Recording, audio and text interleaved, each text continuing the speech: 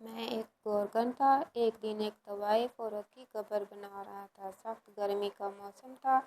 آدھی سے زیادہ قبر بنا چکا تھا۔ اچانک قبر ٹھنڈی ہو گئی اور قبر کی مٹی سے تیز خوشبو آنے لگی۔ مجھے حیرت کا شدید جھٹکا لگا کہ طوائف کی قبر سے خوشبو کیسے؟ تحقیق کی تو مجھے پہ یہ انوکھا راز کھلا کہ میں اس وقت قبرستان سے ملحقہ ایک چھوٹے سے کمرے میں آرام کر رہا تھا جب اچانک ہی میرے پاس ایک آدمی آیا اور کہنے لگا کہ ہمیں قبر بنوانی ہے۔ میں نے فوراً ہاں میں سر ہلایا اور کہا ٹھیک ہے، بن جائے گی۔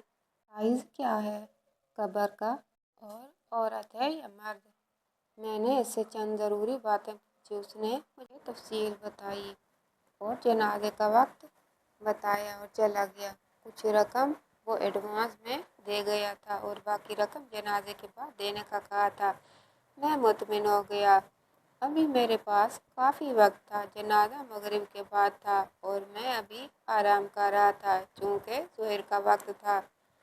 میں نے سوچا کہ عصر کے قریب جا کر قبر کھودوں گا اور کچھ ہی دیر میں قبر تیار کر لوں گا کیونکہ میں اپنے کام میں ماہر تھا اور مجھے تقریباً 20 برس ہو چکے تھے کہ میں یہاں پر قبر کھود رہا تھا۔ بہت سارے مردے میں اپنے ہاتھوں سے دفن کر چکا تھا، اس لیے میرے لیے یہ کام اب کافی زیادہ محنت طلب یا مشقت طلب نہیں رہا تھا بلکہ میں بہت آرام سے کر لیتا تھا۔ اس لیے میں 2 گھنٹے آرام کرنے کے بعد عصر کے قریب اٹھا، نماز ادا کی اور پھر اپنا کدال لے کر قبرستان کے وسط میں چلا گیا کیونکہ میں جانتا تھا قبر کے لیے مناسب جگہ کہاں پر ملے گی۔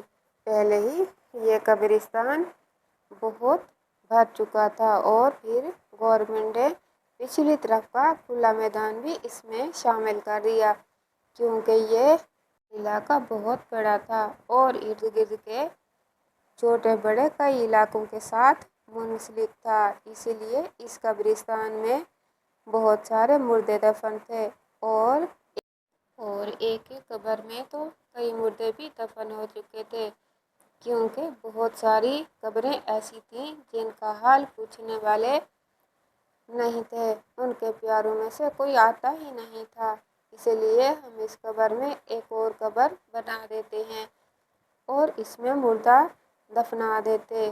آبادی ہی اتنی زیادہ ہوتی تھی کہ مجبوراً ہمیں یہ کرنا ہی پڑتا تھا۔ آج بھی میں ایسی ہی ایک قبر کے اوپر قبر بنا رہا تھا کیونکہ میں جانتا تھا کہ اس قبر کے پیچھے بھی کوئی آنے والا نہیں ہے۔ اس قبر کا مردہ بھی اب اپنے پیاروں کا انتظار میں ہی رہا لیکن کوئی بھی پلٹ کر کبھی اس کے پاس نہیں آیا۔ میں نے قبر کھودنی شروع کی اور ابھی آدھی قبر ہی کھودی تھی کہ ایک دم مٹی ٹھنڈی سی ہو گئی اور ایک دم ایسے لگ رہا تھا جیسے قبر میں بہت سارے اے سی چل گئے ہوں۔ موسم ٹھنڈا ہو گیا اور مجھ پہ کپ کپی سی طاری ہونے لگی لیکن چونکہ ابھی میرا آدھا کام ہی مکمل ہوا تھا اور مجھے باقی کام مکمل کرنا تھے اس لیے میں نے جلدی جلدی قبر کو کھودنا شروع کیا۔ ابھی پہلے مجھے ٹھنڈک محسوس ہو رہی تھی لیکن جیسے ہی پوری قبر کھود لی تو ایک دم سے خوشبو میرے نتنوں سے ٹکرائی۔ میں نے ارد گرد نظر گھما کر دیکھا، یوں لگ رہا تھا جیسے ڈھیروں گلاب اور موتیے کے مکس خوشبو مجھے آ رہی ہو، حالانکہ وہاں ایسا کچھ بھی نہیں تھا۔ قبرستان میں بھی اس وقت میں اکیلا تھا۔ پھر آخر یہ خوشبو کہاں سے آئی؟ میں نے بے دھیانی میں مٹی کو سونگھا تو یہ خوشبو اس مٹی سے ہی آ رہی تھی۔ میں بہت حیران ہوا، یہ خوشبو بہت انوکھی تھی۔ اس نے میرے حواسوں کو ایک دم تر و تازہ کر دیا تھا اور مجھے ایک دم جیسے سکون سا محسوس ہونے لگا تھا۔ میں کتنی دیر ہی قبر کے اندر کھڑا اس مٹی کو سونگھتا رہا، اس خوشبو کو محسوس کرتا رہا۔ میرا جسم تر و تازہ ہو چکا تھا، اعصاب مہکنے لگے تھے۔ میں سمجھ نہیں رہا تھا کہ آخر اس قبر سے اتنی خوشبو کیوں آ رہی ہے۔ آج تک میرے ساتھ یہ واقعہ نہیں ہوا تھا۔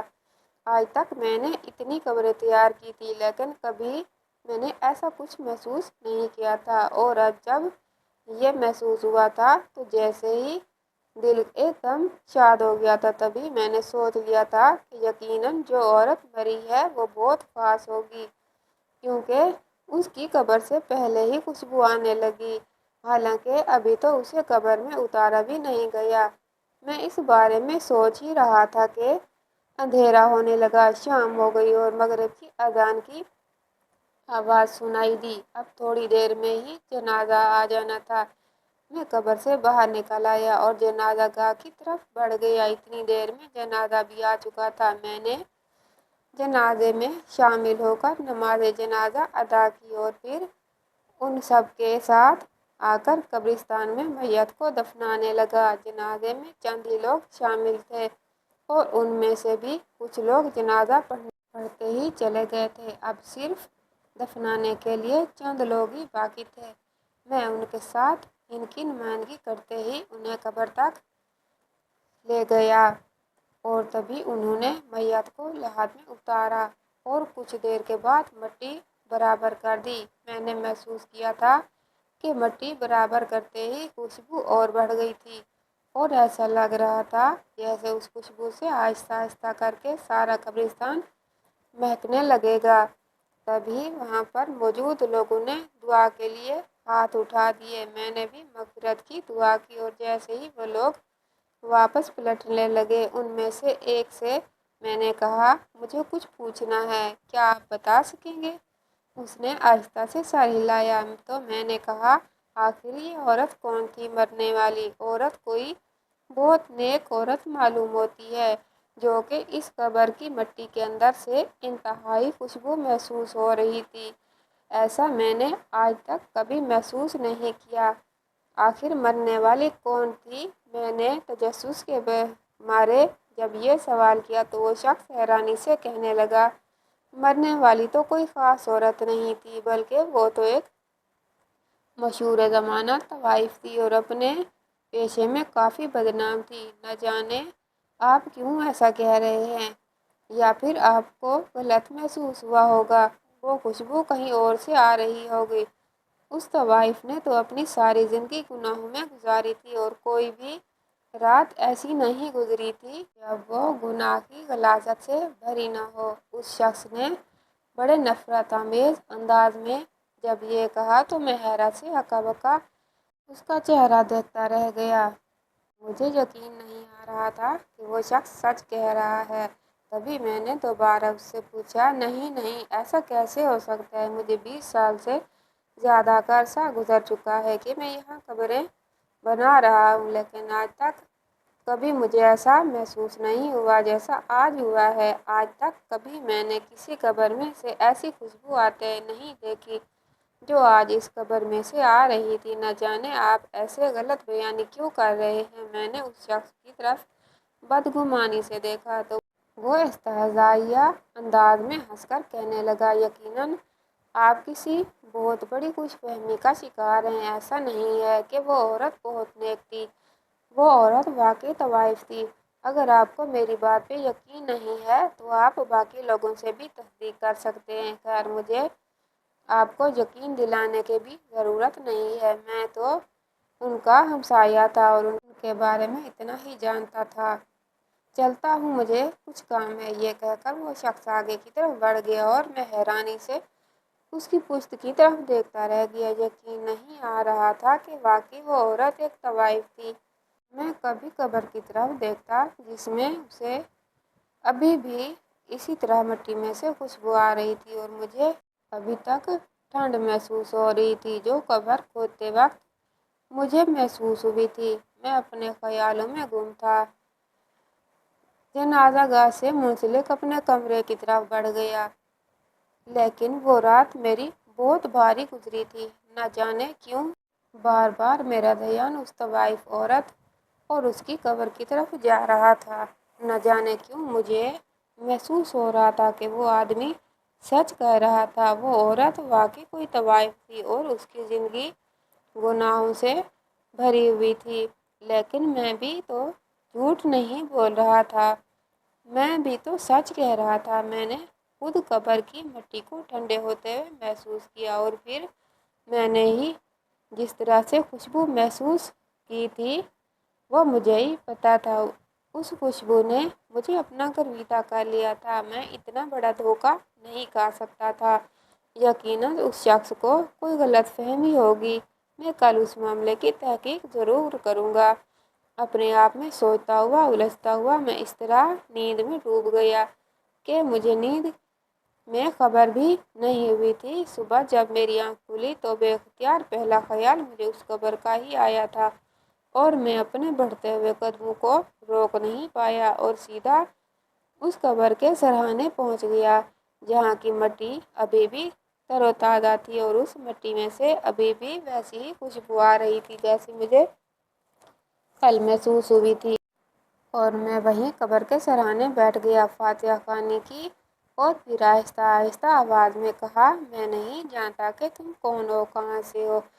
میں یہ بھی نہیں جانتا کہ کل تمہارے بارے میں جو کچھ اس شخص نے کہا، یہاں پر کھڑے ہو کے کہا تھا، وہ سچ تھا یا جھوٹ۔ لیکن میں ایک بات جانتا ہوں کہ مجھے کوئی دھوکہ نہیں ہوا۔ تمہاری قبر سے ابھی بھی ایسی خوشبو آ رہی ہے جیسی جنت کے باغات کی ہو سکتی ہے۔ یوں لگ رہا ہے کہ جیسے ڈھیروں پھول مہک رہے ہوں، اور میں نہ جانے کیوں اس خوشبو کو محسوس کر کے باغ باغ ہو رہا تھا۔ لیکن میں اب یہ ضرور پتہ کروں گا کہ تم واقعی ایک طوائف تھی۔ تو پھر آخر ایسا کون سا عمل تھا جس نے تمہاری قبر کو جنت کے باغوں میں سے ایک باغ بنا دیا تھا اور اسے ایک مہکتے ہوئے پھول میں تبدیل کر دیا تھا؟ میں اب ضرور اس بات کی تحقیق کروں گا کہ آخر ایسا کیوں ہے۔ میں نے جیسے اس قبر کے مردے سے وعدہ کیا اور اپنے آپ میں اس عزم کو دہرایا اور وہاں سے اٹھ کھڑا ہوا۔ مجھے گورکھن کا کام کرتے ہوئے اتنے برس گزر چکے تھے، لیکن آج تک کبھی میں نے کسی قبر میں سے ایسی مہک محسوس نہیں کی تھی۔ بڑے بڑے حاجیوں نمازیوں پرہیزگاروں کے جنازے اس قبرستان میں آئے تھے اور انہیں اپنے ہاتھوں سے دفن کیا تھا۔ بہت ساری ایسی عورتیں جو بہت پردہ نشین تھیں اور ہمیشہ باپردہ ہو کر رہتی، 5 وقت کی نماز پڑھتی، شوہر کی وفادار تھیں، ان سب کے جنازے یہاں پر آئے، لیکن میں نے آج تک یہ خوشبو ان کے جنازوں میں یا قبر میں محسوس نہیں کی تھی۔ چھوٹے چھوٹے نومولود بچے بھی اس قبرستان میں دفن ہوئے تھے، لیکن آج تک ان کی قبر سے بھی ایسی خوشبو نہیں آئی تھی۔ آخر کچھ تو ایسا تھا اس عورت میں جو اس کی قبر مہک رہی تھی، اور اس کے آنے سے پہلے ہی وہ قبر ٹھنڈی ہو گئی تھی۔ میں نے اسے ٹھنڈک کو اپنی ہڈیوں میں محسوس کیا تھا اور میں جان گیا تھا کہ یقیناً اللہ نے اس عورت کے لیے کوئی خاص کرم فرمایا ہے۔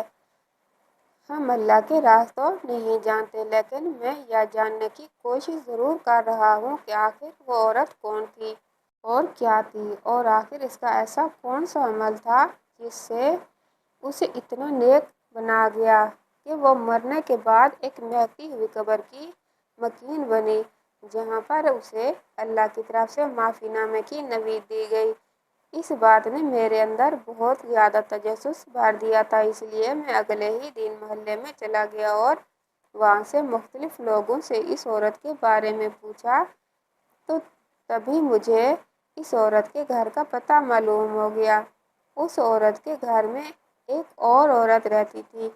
لوگوں کا کہنا تھا کہ وہ تو بدنام زمانہ طوائف تھی، اب تقریباً 1 سال سے اس محلے میں آ کر آباد ہوئی ہے۔ پہل تو لوگ اس کے کوٹھے کے اوپر جاتے تھے اور ساری ساری رات اس طوائف کے ساتھ رنگین کرتے تھے، لیکن اب جب وہ 1 سال سے یہاں پر آئی تھی، اس کے گھر میں کسی کو آتے جاتے نہیں دیکھا۔ نہ جانے کیا بات ہے، یا تو اس نے طوائف کا پیشہ چھوڑ دیا یا پھر اب اس کا گاہک نہیں رہا تھا، اسی وجہ سے وہ دل برداشتہ ہو گئی تھی۔ مختلف لوگ مختلف باتیں کر رہے تھے اور اس دوران مجھے اس بات کی تو تصدیق ہو گئی تھی کہ اس دن قبرستان میں اس آدمی نے جو کچھ بھی کہا تھا وہ سب سچ تھا۔ وہ عورت واقعی کوئی طوائف ہی تھی، لیکن اگر وہ طوائف تھی اور اتنی زیادہ گناہوں سے بری ہوئی تھی کہ اس کی ایک بھی رات اپنے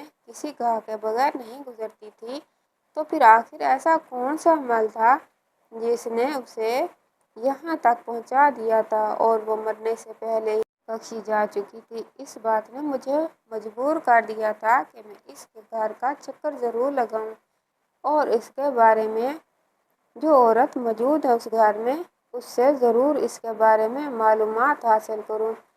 یہی سوچ کر میں اس طوائف کے گھر پر چلا آیا۔ گلی میں موجود لوگوں نے مجھے بڑی عجیب نظروں سے دیکھا تھا کہ میں اپنے آپ میں ہی جیسے شرمندہ سا ہو کر رہ گیا تھا، لیکن میرے سامنے جو مقصد تھا، میں وہ مقصد پورا کیے بغیر یہاں سے نہیں جا سکتا تھا۔ میں نے ایک بات اس عورت کے بارے میں معلوم کرنا چاہتا تھا۔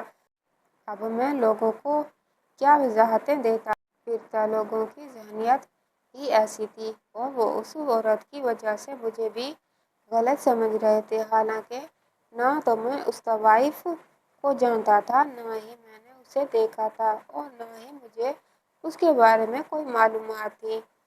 میں آج پہلی بار صرف یہ معلوم کرنے آیا تھا کہ اس طوائف کا کون سا نیک عمل ہے جو اس کے لیے زاد راہ بن گیا کہ وہ آج اس مہکتی قبر کی مکین ہے، اور اللہ نے اسے معاف کر دیا ہے۔ دروازہ کھٹکھٹانے کے بعد کچھ دیر کے بعد ایک بڑی مدھر سی آواز سنائی دی۔ کون ہے؟ میں اس آواز کے سحر میں کھو گیا۔ واقعی طوائف کی آواز اور اس کا لوچ کچھ الگ ہی لگ رہا تھا، جو سننے والے کو مسحور کر دیتا ہے، اور اس وقت میں ایسی ہی جادو بھری کیفیت سے گزر رہا تھا۔ تبھی خود کو سنبھالتے ہوئے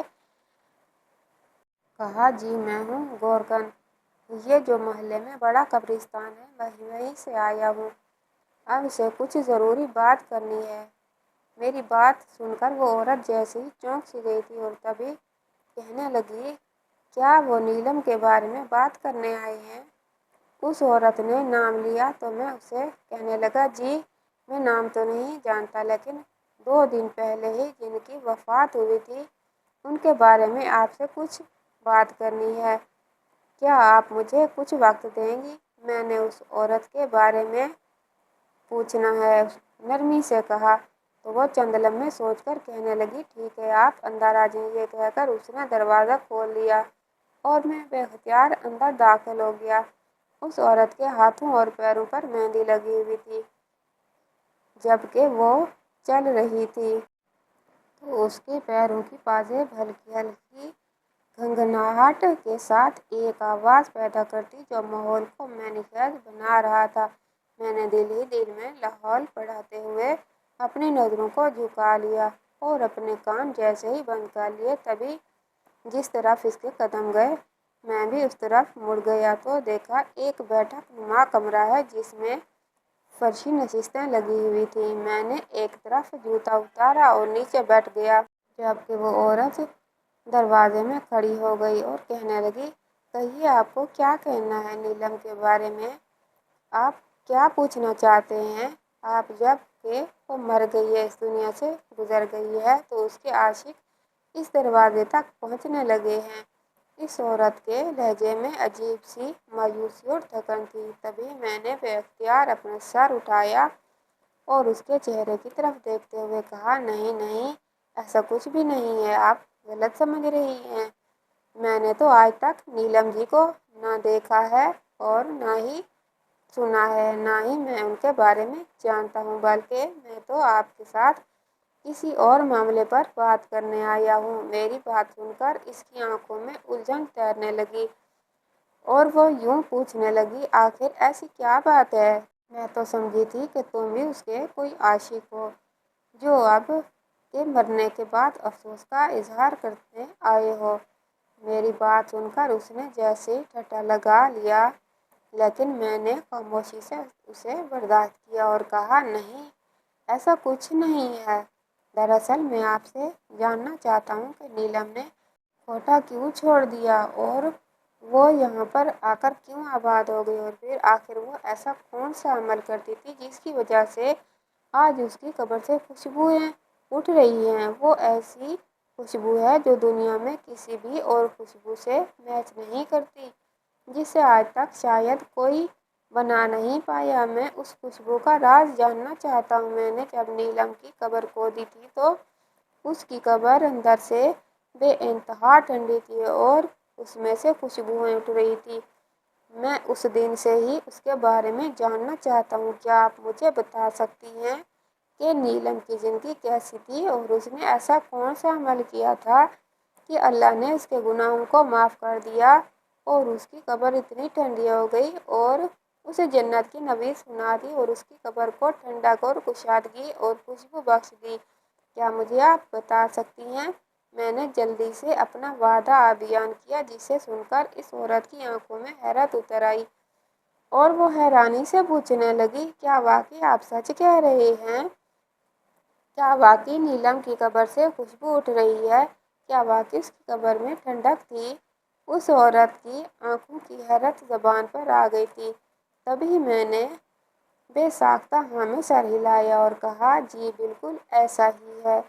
میں اسی لیے تو آپ کے پاس آیا ہوں تاکہ اس راز سے پردہ اٹھا سکوں اور جان سکوں کہ آخر نیلم کس عمل سے اسے یہ اعزاز بخشا ہے۔ تبھی اس نے دیکھا کہ اس عورت کی آنکھوں میں سے آنسو آ گئے ہیں اور وہ بے اختیار سسکنے لگی اور کہنے لگی، نیلم سچی تھی، اس کی لگن سچی تھی، اس نے جو ارادہ کیا تھا وہ پورا کیا، اس نے اپنے رب کو پا لیا، اس نے اپنے رب کو پا لیا۔ وہ عورت روتے ہوئے بار بار اسی ایک فکرے کی گردان کر رہی تھی۔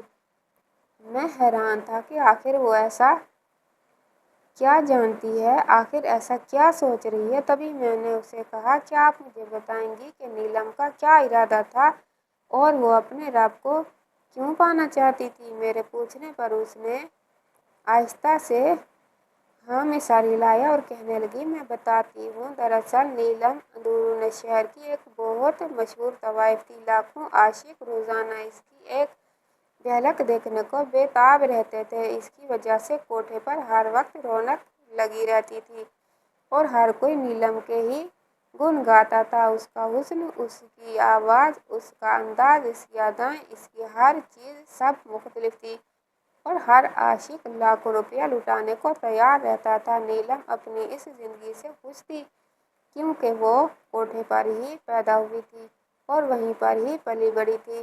اس لیے اس نے جس ماحول میں آنکھ کھولی تھی، اسے اس ماحول کو ہی اپنانے میں کوئی دقت پیش نہیں آئی تھی، بلکہ وہ تو ملک کی مشہور اداکارہ بننا چاہتی تھی، کیونکہ بہت سارے ڈائریکٹر، پروڈیوسر، ایکٹر اس کے کوٹھے پر حاضری دیتے تھے اور اسے مستقبل کے سہانے خواب دکھاتے تھے، جو خود نیلم کی آنکھوں میں بھی کچھ ایسے ہی خواب تھے۔ لیکن ایک دن ایک نوجوان شخص منہ مانگی قیمت دے کر اسے ایک رات کے لیے خرید گیا اور اس شخص نے ساری رات صرف نیلم کو دیکھنے میں گزار دی۔ وہ نیلم کی محبت میں مبتلا تھا۔ اسے اس کے جسم کی کوئی چاہت نہیں تھی، بلکہ وہ نیلم کو دیکھ کر اپنا دل بھرنا چاہتا تھا۔ اس نے نیلم کو ہاتھ تک نہیں لگایا تھا، حالانکہ نیلم نے کوشش بھی کی کہ وہ اس کے قریب آئے، لیکن اس شخص کا ایمان بہت مضبوط تھا اور اس کی محبت سچی تھی۔ تبھی صبح ہوتے ہی وہ چپ چاپ کمرے سے باہر نکل گیا، لیکن نیلم اب پہلے جیسی نیلم نہیں رہی تھی۔ اس کے جانے کے بعد نیلم کے دل میں بھی اس کی محبت سر اٹھانے لگی تھی اور اسے اب اپنا ہر گاہک برا لگنے لگا تھا اور ہر گاہک کو انکار کر دیتی اور اس شخص کا انتظار کرنے لگی جو ایک رات اس کے ساتھ گزار گیا تھا لیکن اسے چھوا تک نہیں۔ وہ اس کی محبت کو پانے کے لیے نیلم کا دل آہستہ آہستہ بدلنے لگا۔ اس نے ہار سنگار چھوڑ دیا، محفل جانا چھوڑ دیا، گاہکوں کے سامنے آنا چھوڑ دیا، اپنی قیمت لگوانا چھوڑ دی۔ کوٹھے پر تو جیسے ہی ایک دم سناٹے اتر آئے تھے، ہر کوئی پریشان تھا، خاص طور پر کوٹھے کی مالکن، جو آج تک بہت زیادہ غصے میں تھی نیلم کے طرز عمل پر۔ اس نے اسے بہت بڑی بڑی سزائیں دیں، اسے کھانے کو کچھ نہ دیتی، کمرے میں بند کر کے کئی گھنٹے اسے قید میں رکھتی، مار پیٹ کرتی، لیکن نیلم اب ٹس سے مس نہیں ہوتی تھی۔ اس نے برے کام سے توبہ کر لی تھی، وہ سچی محبت کو پا بیٹھی تھی، اس لیے 5 وقت کی نماز پڑھنا شروع کر دی اور ہر وقت اپنے گناہوں سے بھری زندگی کی توبہ مانگتی ہوئی نظر آتی۔ کوٹھے کی مالکن کو تو اپنے برے دن شروع ہوتے ہوئے نظر آ رہے تھے۔ یہی وجہ تھی کہ اس نے نیلم سے چوری چوری بالا ہی بالا اس کا سودا لاکھوں میں طے کر دیا تھا اور ایک پروڈیوسر کے ہاتھوں نیلم کو بیچ ڈالا۔ نیلم کو جب اس بات کی خبر ملی تو اس نے وہاں سے بھاگنے کی ٹھانی، کیونکہ اسی رات ہی پروڈیوسر اسے لینے آ رہا تھا اور اس سلسلے میں نے نیلم کی مدد کی تھی۔ ہم دونوں اس کوٹھے کو پیچھے چھوڑ آئے، اس کوٹھے کی غلاظت کو چھوڑ آئے۔ اس کوٹھے کی غلاظت بھری زندگی ہم نے اپنی تقدیر سے نکال دی اور اس گنجان آباد سے علاقے میں آ کر آباد ہو گئے۔ یہاں پر ہم نے چھوٹا سا گھر کرائے پر لے لیا، لیکن نہ جانے کیسے لوگوں کو معلوم ہو گیا کہ نیلم ایک طوائف تھی اور وہ طرح طرح کی باتیں کرنے لگے۔ حالانکہ نیلم نے اپنے گناہوں پر توبہ کر لی تھی اور سچے دل سے کی گئی توبہ تو اللہ قبول کر لیتا ہے۔ اس بات کا نظارہ تو آپ نے خود دیکھ لیا ہے۔ نیلم دن رات اپنی گزشتہ زندگی کے بارے میں سوچ سوچ کر روتی رہتی اور اللہ سے توبہ کرتی رہتی۔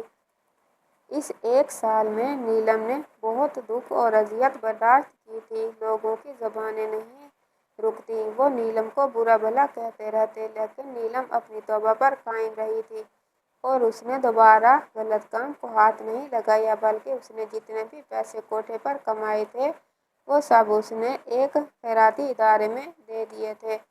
یہاں پر وہ رہ کر چھوٹے موٹے کام کر کے گزارا کر رہی تھی اور بہت کم کھاتی، بہت کم آرام کرتی، زیادہ تر وہ اللہ کے حضور سجدہ ریز رہتی۔ دوبارہ اس لڑکے کا تو پتہ نہیں چلا جو اس رات نیلم کے پاس آیا تھا، لیکن نیلم اس ایک ملاقات کو مرتے دم تک نہیں بھول پائی تھی۔ اسے آخری دم تک اس لڑکے کا انتظار رہا تھا۔ وہ کون تھا، کہاں سے آیا تھا، کس نے اسے بھیجا تھا، ہمیں کچھ معلوم نہیں، لیکن نیلم کے لیے وہ جیسے کل کائنات بن گیا تھا اور اس کی نجات کا ذریعہ بھی۔ اس عورت نے جب اپنی بات مکمل کی تو میں بے حد حیران رہ گیا تھا۔ یقین تو نہیں آ رہا تھا کہ واقعی ایک طوائف اپنی زندگی سے توبہ کر چکی اور پھر ایک عام زندگی گزارتے ہوئے اس نے اپنے گناہوں پر بار بار معافی مانگی اور اللہ نے اسے معاف بھی کر دیا۔ یقیناً اللہ تعالیٰ کی ذات بہت بے نیاز، بڑی غفور الرحیم ہے، کیونکہ اس نے طوائف کے کیے گئے گناہوں کو اس کی معافی اس کے آنسوؤں سے دھو ڈالا۔ یقیناً اس عورت کی توبہ سچی تھی۔ یقیناً نیلم نے سچی محبت کو پا لیا تھا۔ اس نے عشق مجازی سے عشق حقیقی کا سفر بہت جلدی طے کر لیا تھا اور اس نے جان لیا تھا کہ گناہوں سے بھری ہوئی یہ زندگی کوئی معنی نہیں رکھتی، بلکہ اصل زندگی تو وہ ہے جو مرنے کے بعد شروع ہوتی ہے۔ اس لیے اس نے اپنی زندگی کا آخری 1 سال اللہ کی مرضی کے مطابق گزارا اور اس کی رضا کو پا لیا۔ یقیناً نیلم جیسی عورتیں ہی اللہ کی معافی اور اس کی بخشش کی حقدار ہیں۔